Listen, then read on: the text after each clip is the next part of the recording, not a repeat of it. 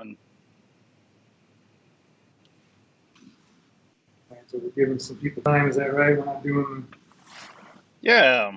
Hey, Jason, how's it going? Hey, Jimmy, good. How are you doing? Doing great. Looks like you're in the HLC. I am. I am in HLC 208 today. Looks like I need to tilt my screen up a little bit, maybe. Here, let me...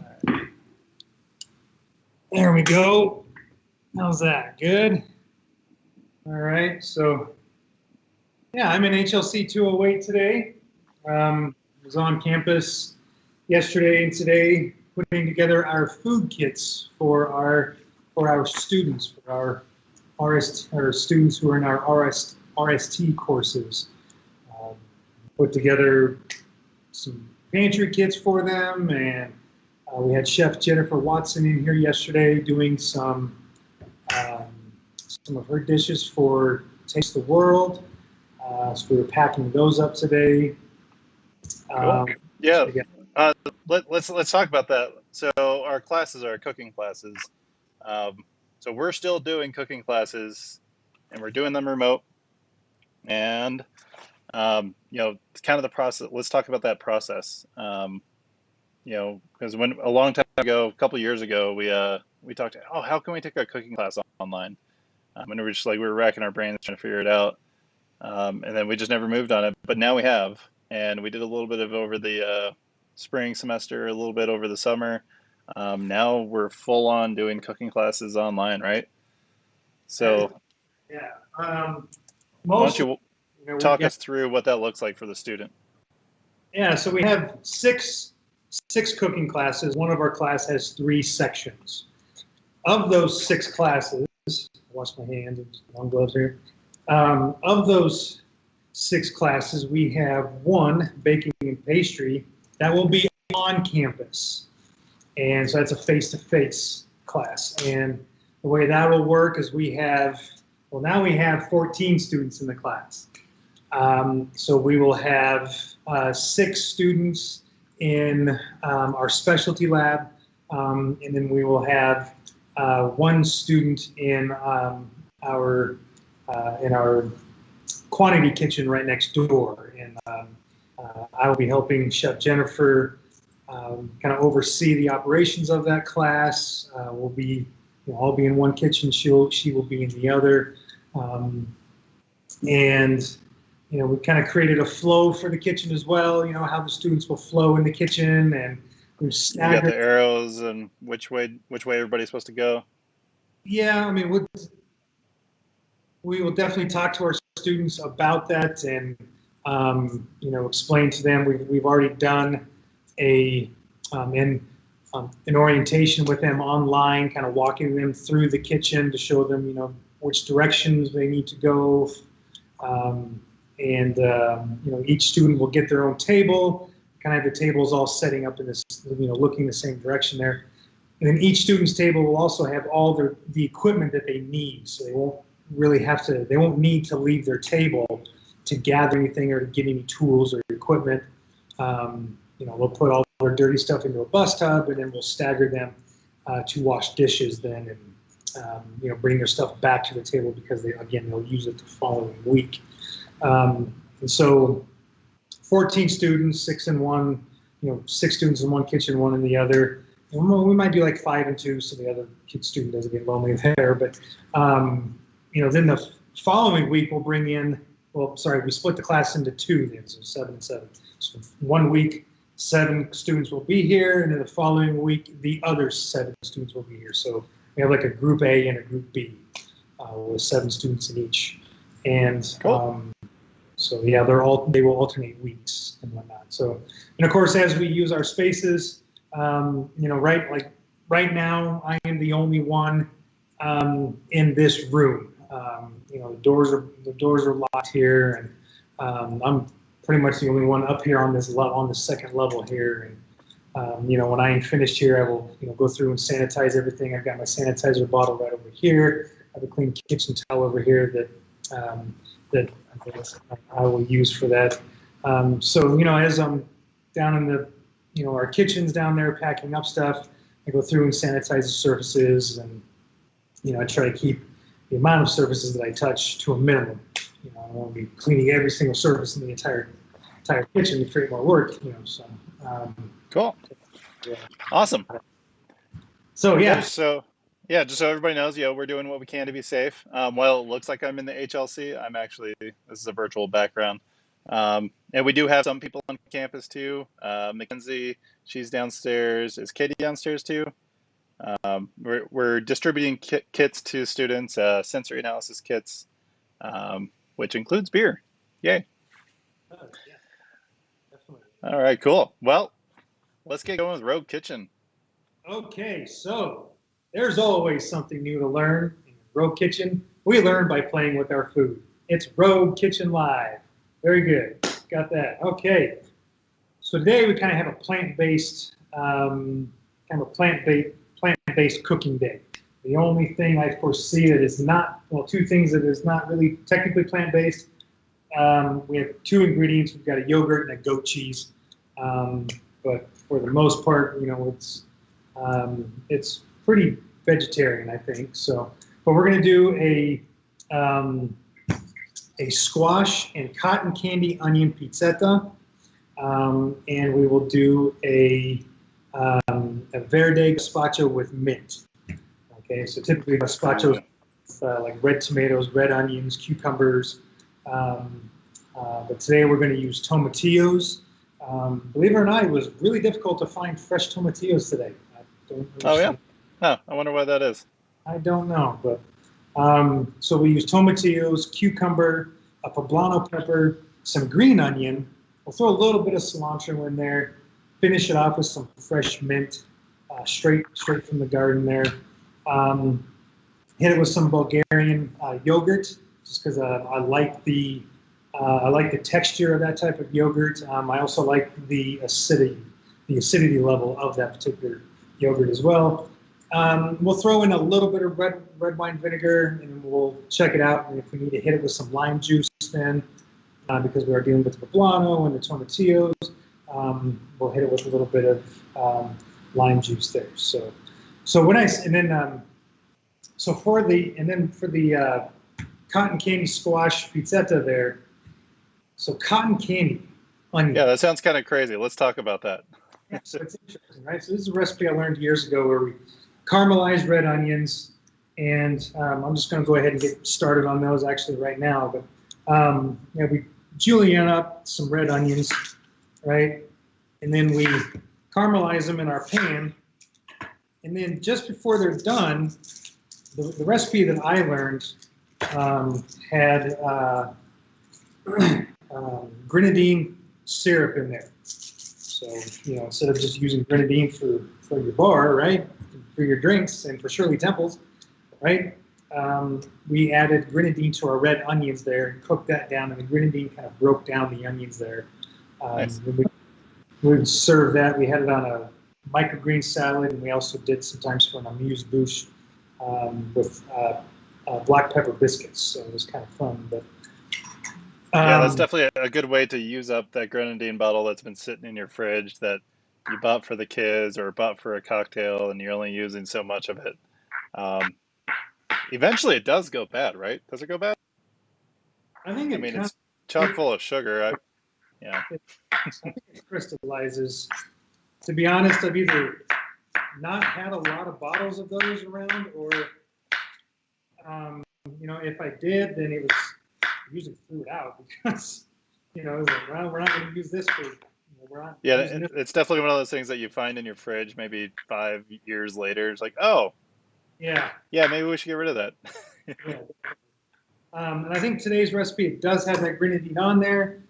But then, of course, sometimes like I do, I wanted to try something different here. So I brought in some pomegranate molasses. It's not as Nice. it's going to be a little bit darker, but it definitely has that sugar content in there that I think. Okay, pomegranate molasses. Where did you find that? H Mart. I love H Mart. If anybody watching has not been to H Mart, you need to go to H Mart. I made some Galby short ribs the other day, and a friend of ours went and picked up some scallion pancakes. in the frozen Oh, section. They're so good and so easy to make. You just fry them up real quick. yeah, definitely. I think if you can find a good Asian store, H Mart is kind of one of the more popular ones around here.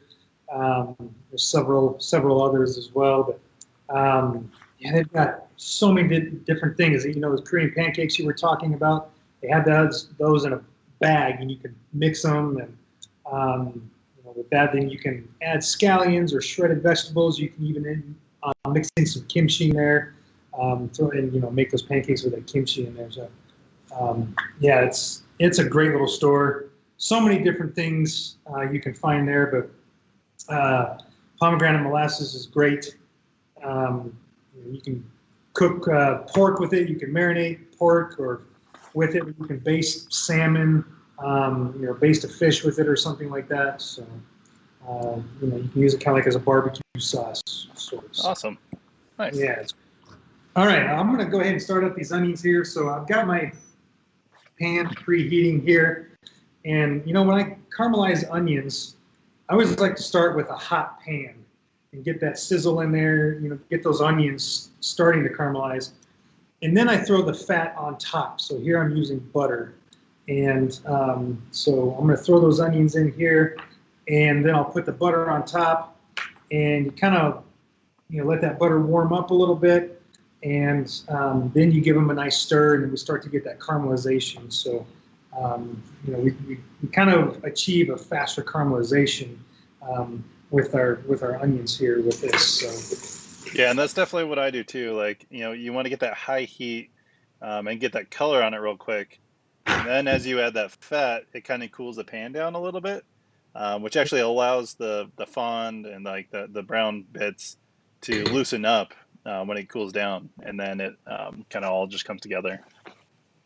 yeah, definitely. You know, and you know, if you were to start onions in a cold pan or start them in, you know, not, you know, where your heat isn't so high, you know, you're really going to kind of sweat your onions so that it cooks out the moisture first, and then it gets Yeah. to kind of the, you know, the meat, if you will, of the onions, the cellular Yeah, and structure you're is almost there. steaming your onions at that point. You know, and that kind of goes for anything that you're throwing into a hot pan. Like, very rarely do you want to go into a cold pan. You always want to go hot so you get that instant sear before any of the liquid starts to just steam in between the two layers. Yeah, definitely. And you can see we've got a lot of steam rolling off these onions here. In fact, if you look, I've already got some browning here in the bottom of the pan. So we're just going to let that go. Woo. All right. So we'll let those cook on kind of a high heat there. All right. In the meantime, we'll be sure we keep our eyes on that. Whoa, man, that's that cooked onion there. It's crazy. Yeah, well, the onion, and then if you get any vinegar in that, it steams up Yeah. and gets you real quick. Oh All yeah, right, love. if anybody's just Love. joining us, we've got Cindy, Leslie, Alice, Kathy, Tiffany, Pam, Diane, Kathy. All right, I said Kathy already. Thanks for joining us. If for anybody just joining us, right now Jason's getting some cotton candy caramelized red onions going. Sounds Yeah. delicious. All right. So we've got those cooking there. All right. So now for our squash, for our pizzettas, basically what I'm going to do is, you know, cut off the tips, you know, more so on the stem end, the stem end being, you know, that end there. All right. So cut that stem end off there, and got my trash bin back over here. We'll cut these guys in half. Now you could definitely roast these ahead of time if you wanted. But I'm just going to put them right on the pizza raw there. So what I'm going to do here is we've got a lot of moisture inside of this zucchini here, right? So what I'm going to do is I'm going to scrape out those seeds, right? So that way we don't get that moisture. Then, and that will actually, if we have that moisture, that will actually prevent our pizza crust from rising. So in essence, that's kind of what we're making today. It's kind of a pizza, but it's it's kind of a non-traditional pizza. There's no tomato sauce. We're going to use olive oil, some fresh herbs, maybe some garlic, right? And sometimes when you go to a restaurant, they'll just call this a flatbread or something, or pizzetta, like you're saying. Yeah, and I think pizzettas too are probably a little bit smaller in size. They're not the have a bigger size pizza, but it wasn't, Jimmy, till like just a few years ago that I found at King Supers, I found pre-made pizza doughs. Oh yeah. For the longest time, I got it from a specialty Italian store that was around the corner from my house. Of course, then they left, and then I just do the old bread machine dough, and Yeah. it worked great, but then, can you see my cutting board, Jimmy, from that camera over here, the phone camera? Not quite. If you want to tilt it up, we could. Let me flip it up a little bit here. Just trying to get. Yeah, there we go. Now, yeah, we can see you over there. Let me switch for you. All right, I'm just trying to get some, demoing some knife cuts here. So, here, like I said, I've scooped out the seeds here on my squash here. So I'm going to go, my zucchini here. So I'm going to go ahead and just cut those guys in half. And then from here, we'll just cut them into little chunks. Like so. And then, so back to the pizza crust. And one day I was at King Supers doing some shopping, and I came across some pre-made pizza dough. I was like, oh man, that is great. I think it's like $3 or $2 or something, $2 or $3, and it works out great. I think it makes like a little 10-inch pizza. And it's all already made. All you have to do is bring it home, and like 30 minutes before you go to cook it, and you go to bake it, let it sit out for a little bit, roll it out, and you got you got yourself a nice little pizza there for the family. So, Yeah, it's definitely a handy thing to have. Well, and you can cut them in half too, and make smaller pizzas. Probably cut them into quarters. You could make, even like little 6-inch pizzas or something like that for the kids. To make their own little personal pizzas or something. I'm gonna get up this heat here a little bit. Now, as you can see, I've got some nice caramelization here on that guy, on the bottom of the pan there. Oh man. Yep. Right.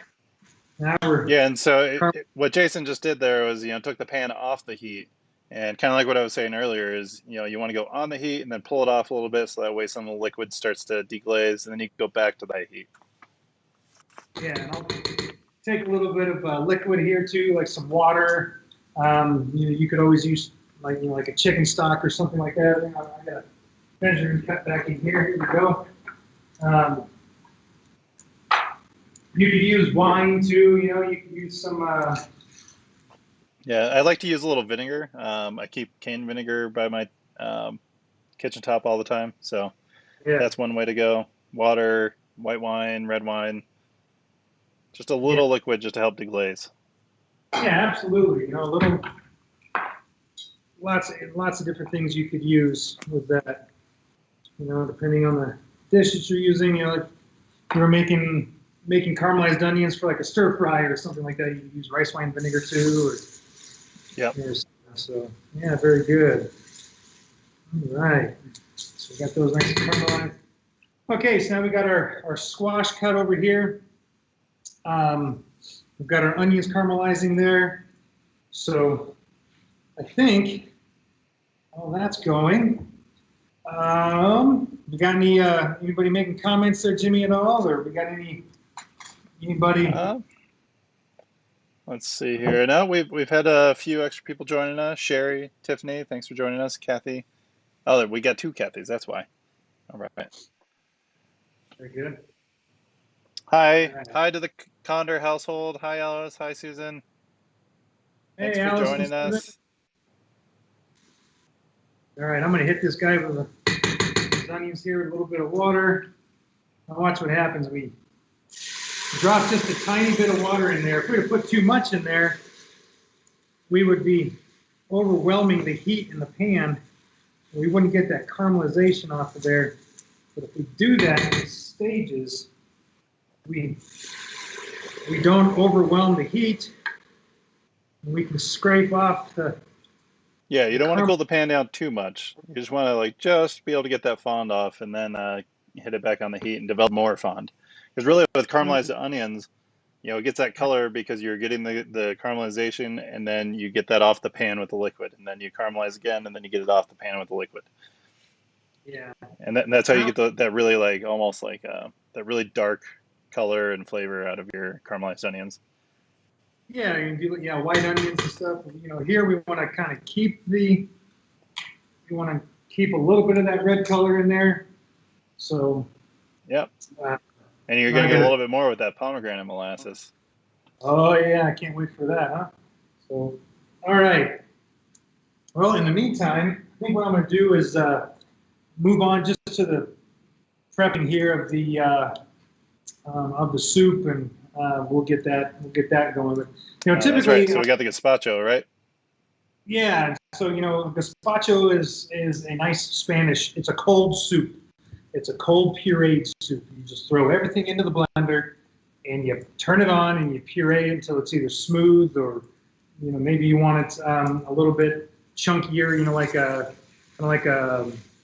a thin salsa or something. You want some texture in there, but you don't want large chunks. But you don't want it to be completely smooth, like a cream of tomato soup or something. You want. Yeah. I mean, unless that's what you like. If you like it, go for it. Do it. No, absolutely. Yeah, absolutely. So again, the soup is cold, so there's no cooking whatsoever on this. So I'll just prep up the cucumber here again. I cut off my ends. Yeah, and this is where a good blender is key. Yeah, guys. Yeah, Jimmy and I both love our Vitamixes, and although you do have to be careful, and you got to add things. And so part of the gazpacho process is making sure you're adding things in the right order. Because some of the stuff you want pureed, and then some of the stuff that you still want chunked, you can either like do a fine dice and add it later, or like you add it towards the end, so you have those chunks. And so yeah, it's like a order of procedures. You start with what you want pureed most, up until what you want more chunks of last. Yeah, so like on this, I'll cut up my cucumbers till they're smaller.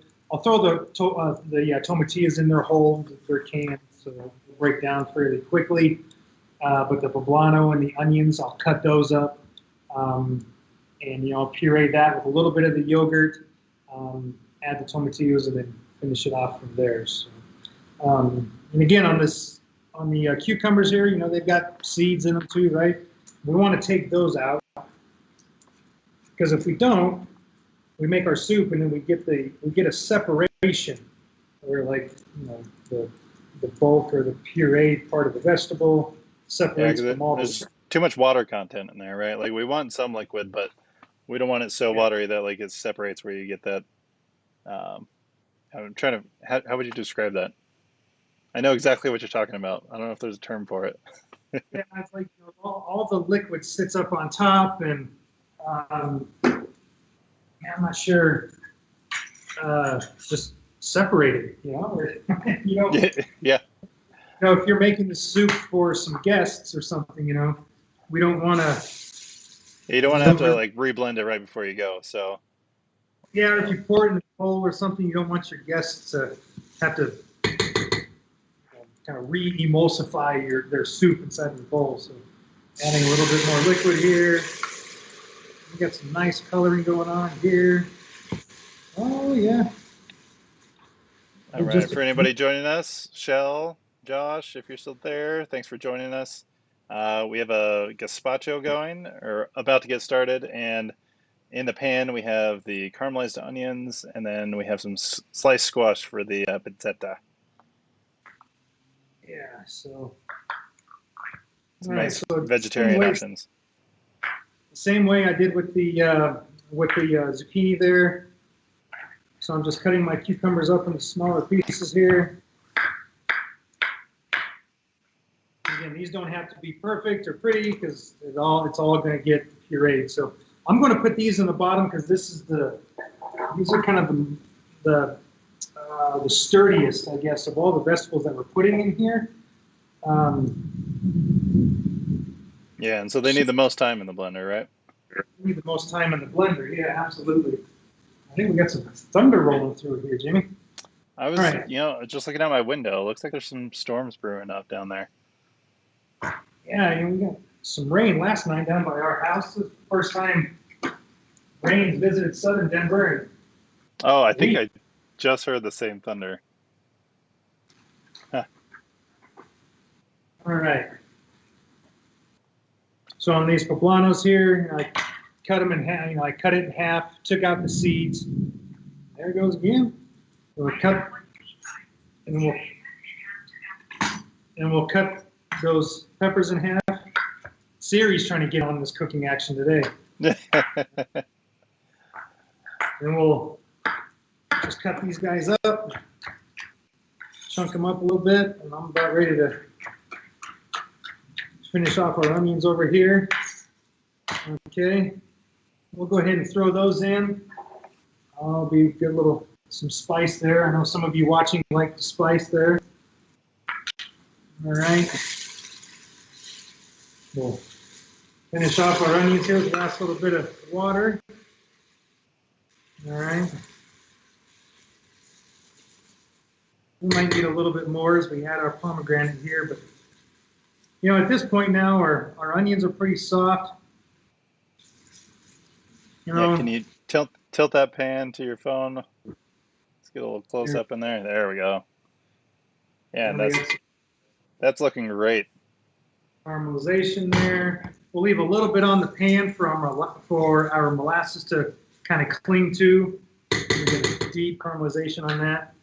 All right, so we'll go ahead and add just a little, maybe about a tablespoon or so of this in here. Maybe a little bit more. I'm gonna have to try some of that. Woo. Oh, yeah, I guess man. would you use that in a char siu pork or something too for the color? What's that? Could you use that pomegranate molasses in a char siu pork? Oh, absolutely. Definitely think so. I mean, it smells like candy right now. It is, wow. That stuff is so much fun. Okay, so now we definitely need to keep an eye on that so we don't let that burn. We don't want it to scorch and we ruin all that wonderful flavor that's in there. So, all right, we'll just add a little bit more. We'll splash more of the liquid here in just a second. We'll roll out our pizza dough and get this guy going. Oh yeah, there we go. So that's about where we want to. Oh, here, let's do a little bit of. Yeah, then can we get another close up? I want to see it with that molasses in there. Yeah, and so that molasses gave it a nice, good dark color, a nice red tint to it.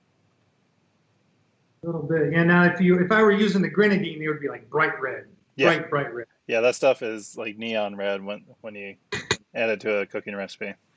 Yeah, it might be a little unnatural on there, So, but it's still delicious. Fun. It is delicious to cook with and to use. Kids love it. They're Shirley Temples. All right, I'm going to go ahead and turn the heat off there. And we'll set those aside. So that's all the cooking we have for this particular dish, other than just baking of the pizza dough. So, lost a little bit of my vinegar there. All right. Yeah, what's nice about that is you kind of get the cooking done and out of the way. You can prep this ahead of time. You can do the onions ahead of time, get your veggies prepped ahead of time, and then the only thing you're doing is doing the pizza dough, which you can do on the grill. And so kind of the good thing about this and like doing that cooking ahead of time and then doing a gazpacho where you don't have the oven on is it keeps your house a little bit cooler, right? Like we've had, I think Dean Hardigrease had 60 plus days of 90-degree weather. Oh, it's been hot. So the less you can have your oven and stove on, the better. Yeah, definitely. All right.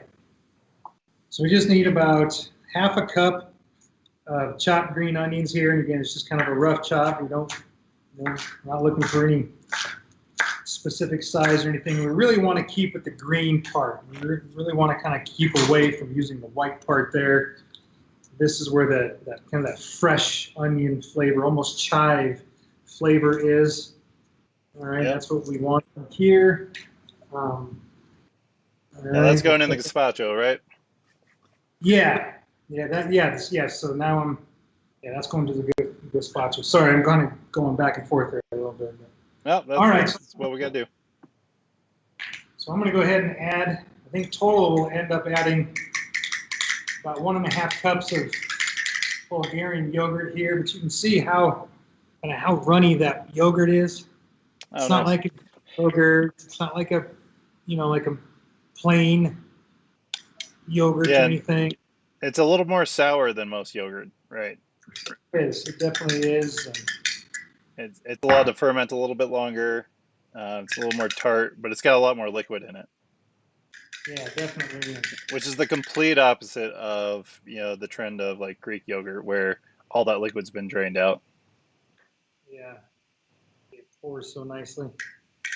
All right, so we'll add just probably about half of our amount here. Can you pull your blender in a little bit closer? Oh, I'm so sorry about that. Yes, absolutely. Make way for the blender. Todd, if you're still watching, how's it going? There we go. Okay, so I put about 1/2 to 3/4 of a cup of yogurt in there, and keep in mind that as we start this blender, it'll pull it, it'll start to pulverize that cucumber there, and that it'll create more moisture for us there. So we'll just go ahead and put the lid down here. All right, we'll turn that guy on. Sometimes you kind of have to turn them a little bit slower, make sure everything catches a little bit.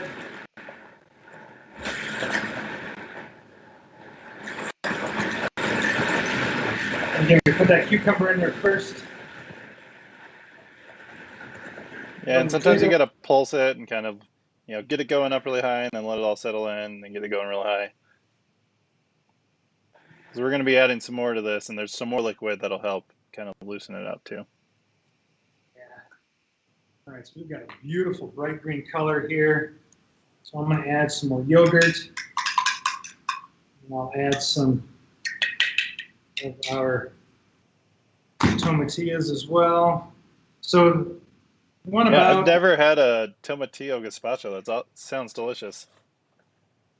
So now we'll take about 4 or 5 tomatillos. They really add a tartness to things. And canned ones you kind of have to be a little careful of. So I'm just going to wait on that here just a little bit. I added about 5 there, so we'll get this back on here. Oh, there we go. There it is. Yeah, once it gets a little more liquid in there, it'll pull down and get a nice good blend on it. Yeah, so let me pop this over here. Oh, that's cool. We got the yellow seeds from the tomatillas in there, but we have that bright green. We have some chunks in there. That's the way I like it. I like some texture to my soups. I don't like it totally, completely smooth. So let's give this a taste here and see where we're at. And we might need to add or. Man, that Bulgarian yogurt definitely gives it some tartness to it. There, so. All right, I'm going to set that off to the side here. All right. So now we can kind of, before we finish it with some mint, we kind of finish that off with some salt and pepper here. All right. Kind of timed this a little off there, Jimmy. There you go.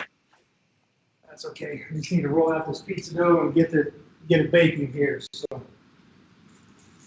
So we'll come back to the soup here in just a little bit, okay? So.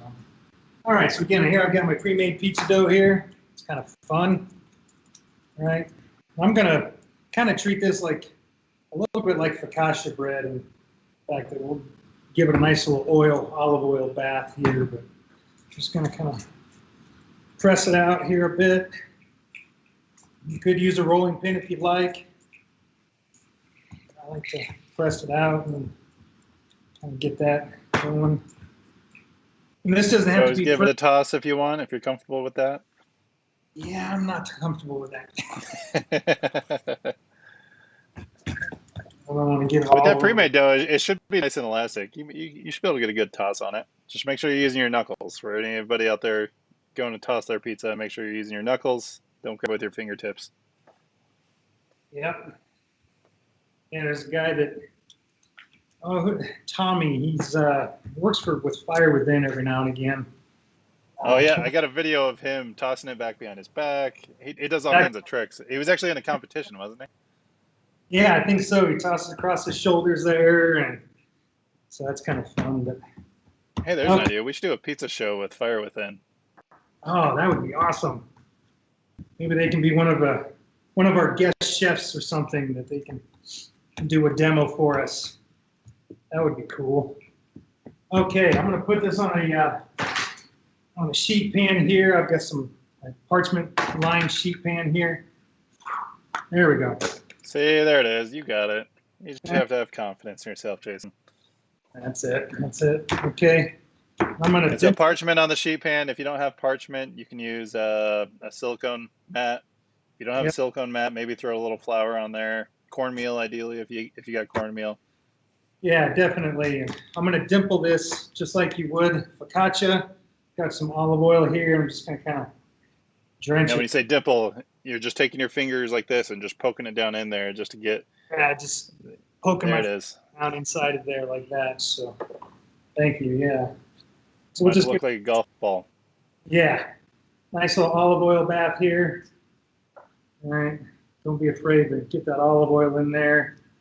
It's gonna be We're yummy. basically air frying in olive oil, right? Yeah, yeah. It's gonna be nice and crispy. It's gonna be delicious. All right, I'm gonna go ahead and put my salt down now. So we'll season this up a little bit. You could use sea salt if you wanted. I'm just using some coarse kosher salt here. I'll throw in some fresh ground pepper as well. Season it up a little bit. All right, and then let's take our squash here and let's put a few pieces on, like so. There we go. You may see that okay. There's out of view. Molly Ward, thanks for watching. Thanks for joining us. All right, there's that. All right, what I like to do is I like to take whole sprigs of thyme. Okay. I just like to take the whole leaves, just peel the leaves right off of the stem. Yeah, and thyme's definitely small enough. You don't necessarily have to chop it up or anything. Yeah, that's just chopping up thyme. It takes too much time. I have time for that. Okay. This is time consuming. Time consuming. Can you tell that we're dads? Yeah, right. Kitchen jokes are dad jokes, man. I love them. They're my favorite. All right. Get some thyme leaves on there. And we'll spread our onions out on there. Put our goat cheese on. The goat cheese will melt almost like in puddles. That'll be delicious. Now, what kind of goat cheese are you using? It's a local product. It's Haystack Mountain goat cheese. It's always delicious. Have you had the one with honey? Yes, we have some of that actually downstairs in our freezer. That stuff is so good. I could just sit there and take spoonfuls of honey goat cheese. Oh, it is. Yeah, it's delicious stuff. So, all right, we'll put that on there. Take our goat cheese here, and I'm gonna put my cutting. There it is. Cut this guy open here really quick. Yeah, definitely. You know what, I'm going to go ahead and put our onions on here first. All right. So now if we take a look at this, and we've got, see that red color in there? Oh, hold on one sec. There we go. Red color in there. Oh, yeah. Nice. Gosh, that looks awesome. All right, and this stuff you can just kind of... Now, have you ever actually just used cotton candy for the cotton candy caramelized onions? No, I think you would just end up with sugar. Yeah, definitely just end up with sugar in the pan there, I think. So this is good stuff. All right, so we got our pizzette with the caramelized onions, the squash, some thyme, some goat cheese, and then that's going in the oven at what temperature? I'm going in at 350, but I'm going into a convection oven, so you could do. Yeah, and so if you don't have a convection oven, you want to get it at 375. Yep. Okay, don't want to overload it there. Then we'll take our goat cheese here, sprinkle some goat cheese around. I wish I had one already made up so I could just pull it right on out and show everybody, but well, you've had a busy day getting those cooking kits and pantry kits out for the students, so yeah. we appreciate that. The students appreciate that. You put a lot of work into that, so thanks for being there and getting that all done for us all. You're welcome. Thank you. So, all right, we'll pop this in the oven here. Put that on top. That shouldn't take too long. We'll keep an eye on it there, but maybe we can play around with kind of plating up this gazpacho here, and we'll maybe. Yeah, gazpacho is pretty much done, right? Yeah, pretty much is. Like I said, I've got the texture that I wanted there, and so now I'm just going to finish it off with the mint. We'll season it up a little bit, and we'll go ahead and plate some up here. So I've got some great mint from the garden here, and take a couple of leaves there, maybe 4 or 5 there.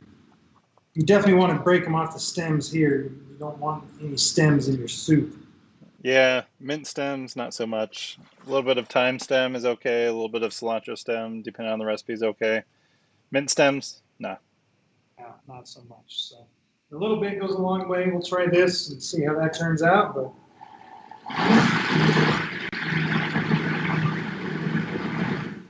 I don't want to blend it too much again, so we've got that nice texture going for us. So yeah, definitely want to keep that in there. We'll definitely need some salt here in a bit. Yeah, with the gazpacho, you added some salt earlier. You always want to salt it, give it a sec because it's cold. It takes a little bit longer for the salt to dissolve into it. So if it doesn't quite taste as seasoned as you like, just give it a few minutes, like you did, before you go and add more. Because a lot of times, if you just load it up on salt and it hasn't had a chance to dissolve, as it dissolves and mixes into everything, it can end up too salty. So, yeah, like I said, just be patient, let that salt dissolve, and then give it another taste in a few minutes. Yeah, one of the things I forgot to mention here on this recipe and traditional gazpachos, they have typically like a day-old bread product in there. So I'm just going to use some panko crumb here. This will just kind of help kind of thicken the soup a little bit. It'll kind of help absorb some of that moisture in there. But it's got enough like sour flavor in there. We don't really need any kind of bread flavor. Yeah. Kind of help yeah. So as you notice, we were trying to get all the extra liquid out from the seeds, from the cores of the cucumbers and everything. Because really, the soup should be a puree or not a puree, but a blend of like the pulp of the vegetable, not necessarily the liquid that comes off the vegetable. Yeah, there we go. That's cool. We got some little yellow seeds in there from the tomatillos. That's neat. It's always fun. Yeah, wow, that tartness from the yogurt is a lot of fun in there. Well, we got nice little mint flavor in there, and we definitely have that pop of vinegar. Definitely a nice fresh recipe for this weather right now. Yeah, really, really hot outside, but I would almost prefer like a jalapeno or maybe like another one more poblano pepper in there. I think just kind of add that little bit of that spiciness there. Oh man, okay. You could even take that poblano and roast it over if you have a gas range, roast it over that gas range. Just a little char flavor in there too, and get a little bit of Definitely. charred poblano in your tomatillo gazpacho. Yeah, absolutely. That little char flavor would definitely be good in there. Definitely. So, all right, I'm going to mix a little bit of this up. We'll kind of work through a couple of plates here, but pour them right into our little bowls here. Our fancy new bowls that we And it's, finally get to use. yeah, our canvas square bowls. Kind of fun. All right, and this bright green has beautiful color to it. All right, and we can even take maybe cilantro mint is always a that's the wrong, that's not cilantro, that's parsley. How do you tell the difference? I'll give that just a second here. We've got some, cilantro and mint always go, well together. Cilantro cucumbers, cilantro tomatillo, they always go really well together. So we've got some complementary flavors here. Put that down in there. Oop. Yeah, if you can't find that Bulgarian yogurt, you can use any other plain yogurt too. I've also used a creme fraiche. It's got a good tartness to it, um, and that has a nice texture to it as well. Yeah, absolutely. All right, why don't you send one of those over to the device cam? Yeah, you ready? Here it comes. All right, I'm gonna put a You're little not bit gonna of you're not gonna airplane that over to us, are you? no. A little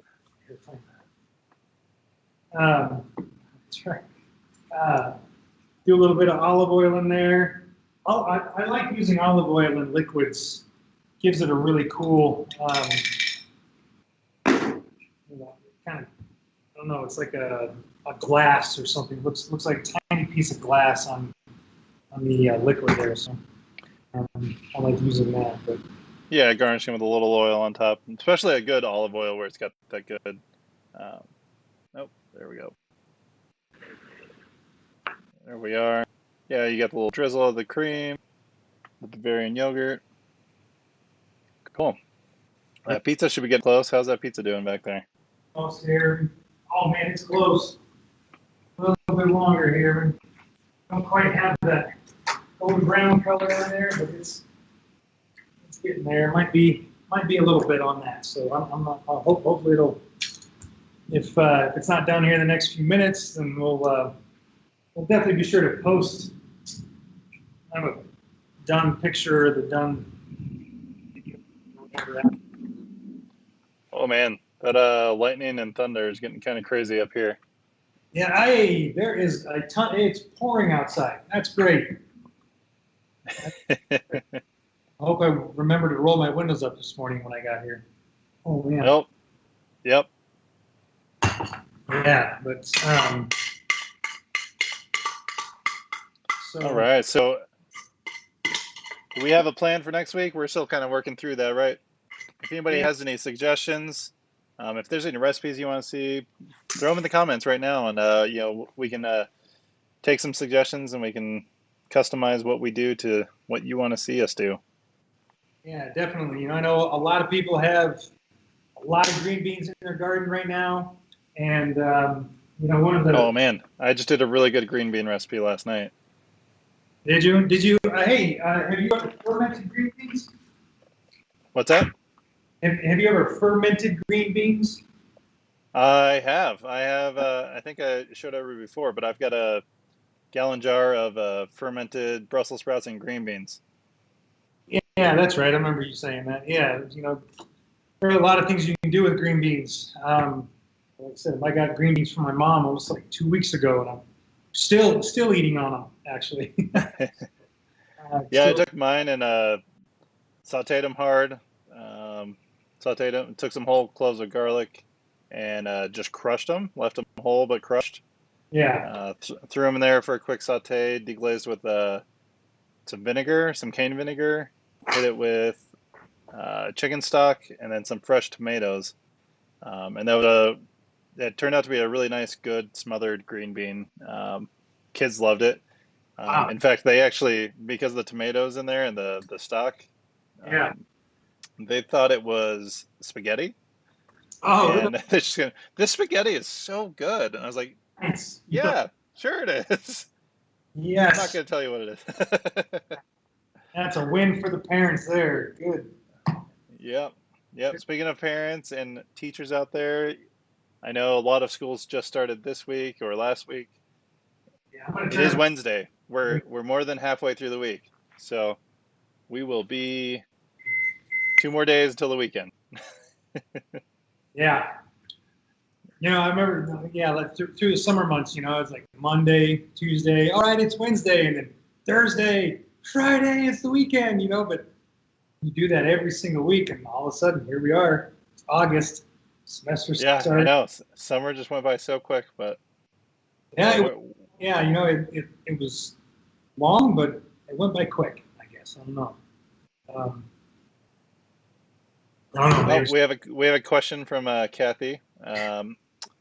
Fresh basil. When making homemade marinara sauce that will be frozen, do you add basil before you freeze it or later when you use it? Well, I think if you're What do you going to think? freeze it, you're freezing it for the winter months, right? So if you have a bunch of basil, you can either dry the basil or you can make like um, a pesto. You can actually freeze pesto. Yeah. It turns out fairly well. I mean, nothing, of course, But is I like think so specifically with marinara though. I mean, if obviously, yeah, you're making marinara and you want that basil flavor, then yeah, definitely you can throw some in there. So yeah, like San Marzano tomatoes that you can get, those usually have one leaf of basil thrown in there. You don't want to do too much because that freezing process will completely break down the cell structure of the basil, and it'll release a lot of it, a lot of the oils, and it'll be pretty intense flavor. But I mean, when I personally do my tomatoes and freeze them, if almost always throw a leaf or two into a gallon Ziploc of tomatoes that I'm freezing. yeah, definitely. Definitely, because you have a lot of other, you know, cellular structure, vegetables that, in there. I guess it is the flavor of the basil though too. Yeah, and so I mean, you have to commit to it being a marinara or a Italian tomato sauce. And so if you aren't sure what you want to do with it, then can it, freeze it without any of the seasoning, then add your seasoning later. Yeah, you can definitely do that. Yeah, definitely. All right, But how's that yeah, I just pizza? say Almost there. pizza's good. I know I hate to see people waiting here. We're doing good. Just a little bit raw around the edges here, just sort of on the inside there. So, timing. Missed that timing on that one today. That's all right. But We're good. So Kathy, I would do. How much basil do you think per gallon of sauce? And like I said, I do a couple leaves for a gallon Ziploc, but I don't necessarily put a full gallon in a gallon Ziploc. I usually do about 2 quarts, so that way it freezes nice and flat. Because if you fill it too much, then it's really bulky and thick and hard to manage in the freezer. So I do about 2 quarts to a 1 gallon Ziploc bag, and then it freezes nice and flat. I would say, like one of those little small flat packages of basil you buy at the store. I think if you peeled all the leaves off of that, chop that up, and added it to 1 gallon, I think you'd Yeah, be all right with it. yeah, that sounds about right. Yeah, I definitely think you'd be okay doing doing that there. But so All right. yeah, well, Well, yeah. Why don't you give us a peek at that pizza and see where? yeah, Let's see where it's at. let me get my phone over here. Yeah, yeah, that can be mobile. Oh, let me switch. It's almost over here. Let me pull it Oh, out hold really on, quick. hold on. I didn't switch yet. All right, go ahead. Okay. Oh, almost. Oh, it's so close. So close. Almost there. Maybe another 5 minutes and we'll be ready to go there. Yeah. All right. So yeah, for those of you watching out there, if you want your pizza to be nice and golden on the crust, still looks a little white on there, so you definitely want to go a little bit longer.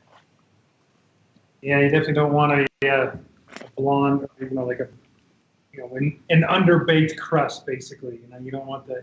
You definitely want that golden brown color on there. The olive oil will definitely help with that too. Help with the caramelization of the dough on there. So. Yeah, it definitely helps get that color on a little bit quicker. So, hi Kaylee. We still got a few people joining us here and there. All For right. anybody who is joining us, we did just go through. As soon as we finish this up, it'll be posted. It's always recorded and posted. You can go back and watch. We did a pizza with caramelized onion, squash, goat cheese, and then we did a Tomatillo Gazpacho with a what was the pepper? A poblano and cucumber and some Bavarian yogurt, which is quite delicious. Yep, and tomatillos there. So it would be interesting though to compare the difference between like fresh tomatillos and canned tomatillos. Yeah, so these I think we're definitely gonna get a different flavor with both. So yeah, definitely. But interesting. You'll put like a jalapeno in there too. All right. All right, I think we are. Yeah, I think that's going to be good. And we're still pretty doughy in the middle, Jimmy. Okay.